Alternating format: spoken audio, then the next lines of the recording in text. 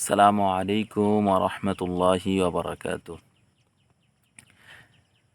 যে সকল চাষি ভাইরা এক জমিতে অনেক ফসল নিয়ে লাভবান হতে চায় তাদের জন্যই এই ভিডিওটা হতে যাচ্ছে।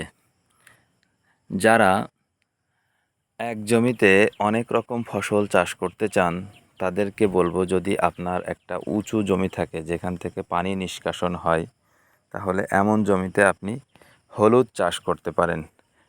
হলুদ চাষ করে আপনি এক জমিতে অনেক রকম ফসল নিতে পারেন। দেখেন, এখানে হলুদের সাথী ফসল হিসাবে দেওয়া হয়েছে বেগুন, ঝাল, আরও দেওয়া হয়েছে ওল, এরপরে আরও দেওয়া হয়েছে আপনার দেখেন এই যে চাল কুমড়া, মেটে আলু, এরপরে পুঁই শাক।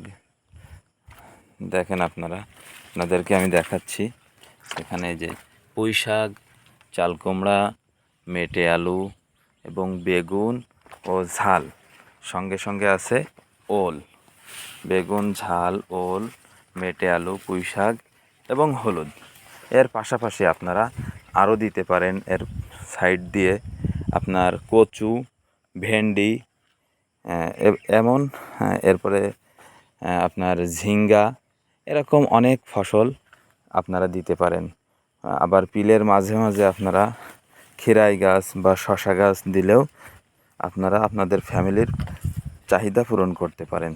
তো চাষি ভাইদেরকে বলবো, যদি আপনারা এক জমিতে অনেক রকম ফসল চাষ করতে চান, তার জন্য উত্তম ফসল হলো, মানে এ বিষয়ে সবথেকে ভালো একটা ফসল হলো হলুদ। এক জমিতে অনেক রকম ফসল একসঙ্গে চাষ করা যায় এবং হলুদ হলো একটা মশলা জাতীয় ফসল, খুবই অর্থকরী ফসল। এতে চাষে অনেক লাভও আছে। তো আপনারা যদি চান তাহলে এমনভাবে চাষ করে লাভবান হতে পারেন, নিজেদের প্রয়োজন পূরণ করতে পারেন এবং দেশের চাহিদা পূরণ করে বিদেশেও সেটা রপ্তানি করতে পারেন। তো সকলে ভালো থাকবেন, সকলের জন্য শুভকামনা। আসসালামু আলাইকুম রহমতুল্লাহ।